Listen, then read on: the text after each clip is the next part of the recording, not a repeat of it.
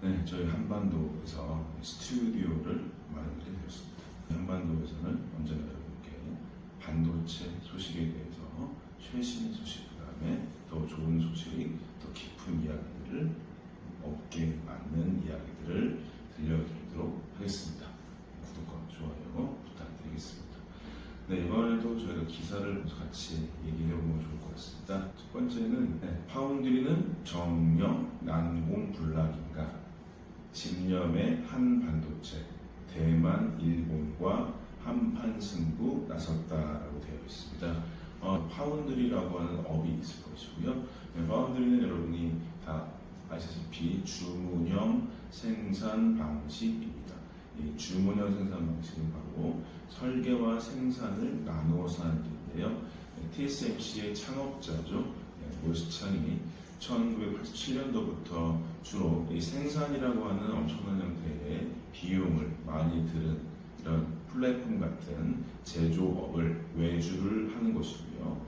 이 설계회사는 그 생산의 비용을 물지 않고 생산을 외주를 받는 방식을 우리가 파운드리라고 볼 수가 있겠습니다.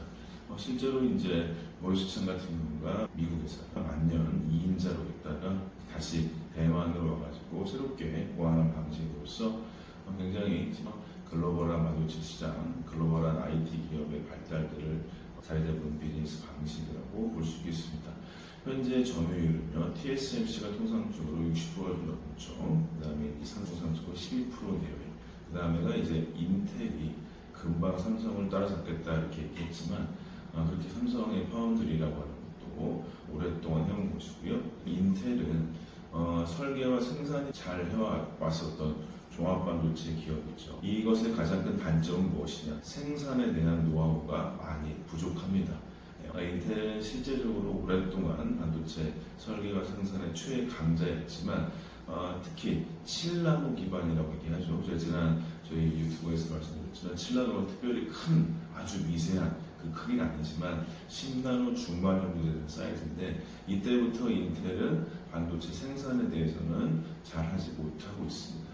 이게 이제 인텔의 단점인데요. 그만큼 생산은 만만치가 않은 최신 기술이라고 말씀드릴 수 있겠죠.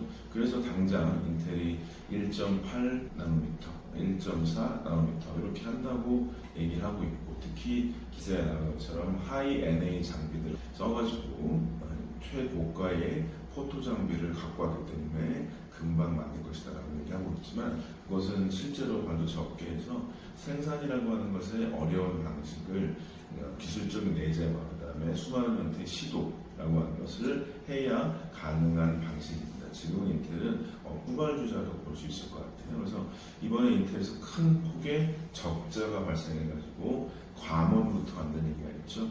벌써 3나노, 4나노, 2나노 이런 것까지 하기에는 아직도 먼 기간이라고 볼 수 있습니다.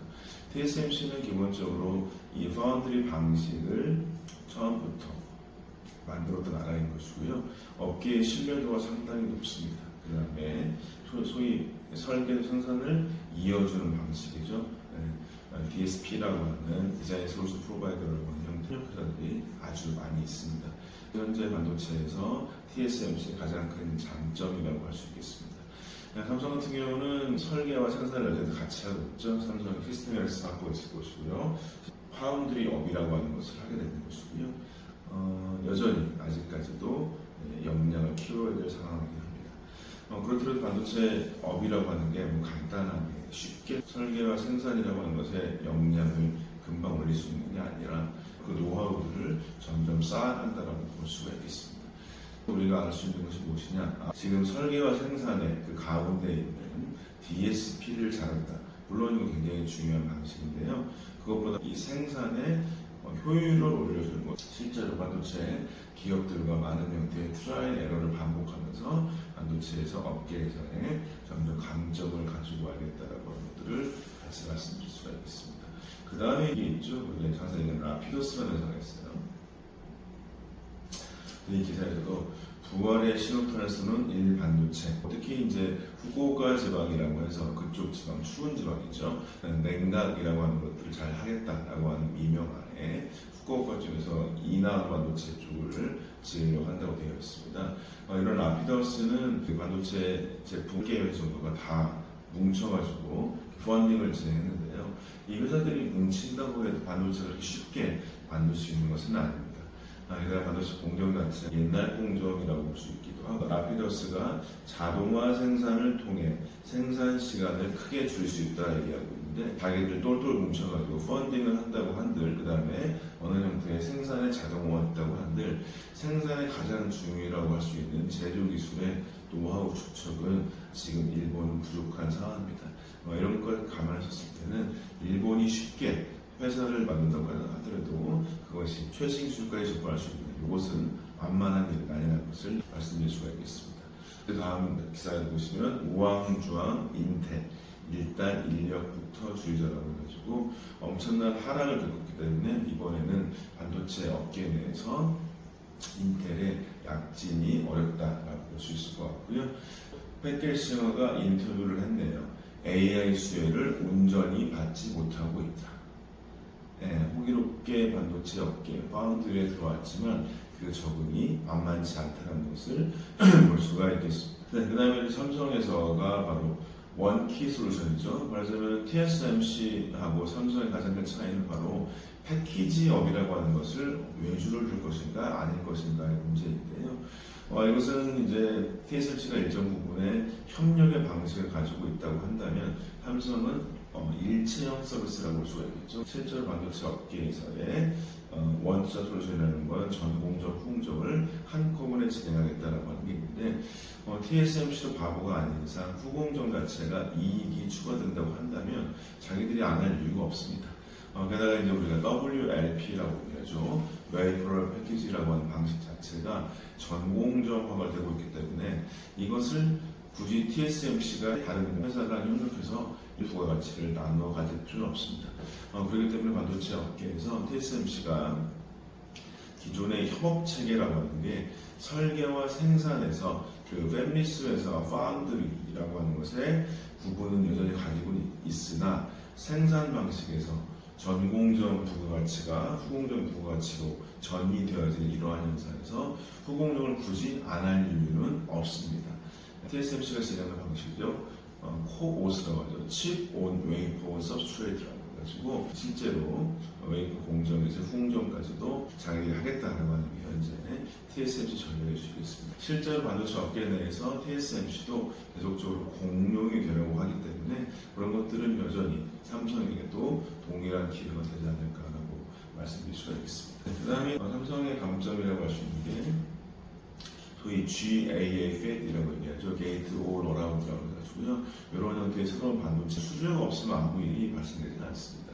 그래서 이제 실제로 3나노, 2나노 GAA-FET이라고 하는 게 나오고 있고, 그것들이 반도체에서 새로운 디바이스, 그 다음에 효율이 좋은 디바이스라고 일컬어지고 있기는 하나, 이거 실제로 반도체 업계 내에서 어느 정도의 가치를 가질 수 있을지는 아직도 의문입니다. 여전히 삼성에서는 관련된 고객들을 많이 확보해야 될 것이고요.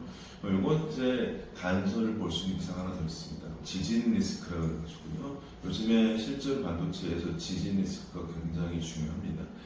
왜냐하면 크게 두 나라 때문이죠. 일본과 대만 때문입니다. 특히 TSMC라는 회사는 대만에 있고, 대만도 환태평양 조산대죠. 소위 거기 불의 고리의 한 축을 담당하고 있고, 작년 11월도 TSMC 시즌 때문에 하는 게 아니냐, 공급량에 문제가 생기는 거 아니냐. 그 다음에 실제로 일본 자체가 지금 큰일 난 지진의 상황이 있죠. 그래서 난카이 해곡 대지진이라고 해가지고요. 이것들이 일본 남쪽 있죠. 규슈 지방에서 어쩌면 거의 수십 년 만에 일어나는 불의 고리의 폭발 아닌가. 땅은 에너지를 계속적으로 축적하고 있는데 그것들이 이제 폭발하는 거 아니냐라고 하는 우려 섞인 목소리가 나오고 있습니다. 실제로 보시게 된다면 8월 8일 오후에 이쪽의 어떤 한 부분에서 지진이 발생했죠. 그 지진에 따라서 이 규슈 지방에 전체적으로 지진이 터지는 게 아니냐, 말하자면 난카이 해곡 대지진이라고 하는 게 일어나는 게 아니냐, 그래서 이제 난리가 났었죠. 이쪽에 바로 TSMC의 공장들이 지어질 예정입니다. 이 일본과 대만이 모두 반도체의 생산에 있어서 중요한 역할을 하고 있고 하려고 하고 있습니다. 하고 있는 곳이 대만이고 하려고 하는 곳이 일본이죠. 근데 여기가 바로 지진 리스크가 있다. 이것은 실제로 한국에 굉장히 큰 도움이 될 수밖에 없습니다. 새롭게 말씀드렸다시피 항상 수율이라고 하는 문제는 결국에 이 기술적 안정성의 문제, 권문을 어떻게 안정하게 짓냐의 문제 등등으로서 얘기할 수 있을 것 같은데요. 그걸 통해 가지고 반도체 업계에 대해서 안전한 공급망이 한국이다 라고 하는 것에 명확한 어필이 되게 된다면 우리나라에는 굉장히 큰 기여가 될 수 있겠다라는 것을 이렇게 말씀드릴 수가 있겠습니다. 그래서 실제로 반도체 업계에서 이 TSMC, 삼성, 라피더스, 인텔 이 회사들에서 실제로 반도체 공정 기술에 들어가는 곳은 TSMC와 삼성일 것이고요. 전체적인 업계에 진입하려고 하는 게 인텔과 라피더스를 비롯한 일본 회사들입니다. 근데 여기에 바로 현재 업계의 강자인 TSMC하고 일본 이 회사들이 지진 리스크가 있다고 하는 것. 그 다음에 실제로 미국 내에서 인텔 자체도 자기의 공정 기술력에 대한 안정성을 보고 있다. 이거는 굉장히 리스크라고 했을 때 실력을 높이고 고객을 확보한다면 한국 반도체에 굉장히 큰 기회가 되지 않을까라고 하는 말씀을 드리면서 반도체 이 크게 네 나라죠. 일본과 미국과 대만과 대한민국. 바로 이 한국 반도체에서 이것은 단순한 문제가 아니라 실제 자연 환경의 문제부터 해서 제품 실력의 문제, 그 다음에 업계에서의 영향력 같은 것들을 고려한다면 충분히 우리나라도 기회가 많이 있을 것이다 라는 말씀을 드려보면서요. 한국 반도체 도우미 한반도 이번 주 시간 마치도록 하겠습니다. 다음부터는 여러분께 제가 주로 반도체 강의를 많이 했던 것인데요. 반도체 공정 강의에 대해서 온라인 강의의 내용을 나누어서 안내드리면서 공정 쪽에 대한 전문성에 대한 것을 높여드리기 위한 강의를 연속으로 준비해 보도록 하겠습니다.